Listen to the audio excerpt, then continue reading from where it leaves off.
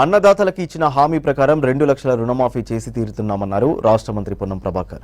రేపటి నుంచే రుణమాఫీ అమలవుతుందని తెలిపారు. ఒకేసారి 2 లక్షల రుణమాఫీ అమలు పెద్ద సాహసోపేత నిర్ణయమని చెప్పారు. రుణమాఫీతో రైతుల ఆర్థిక ఇబ్బందులు తొలగి భవిష్యత్తులో ఎలాంటి సమస్యలు లేకుండా ఉత్సాహంగా వ్యవసాయం చేయడానికి అవకాశం దొరుకుతుందన్నారు పొన్నం.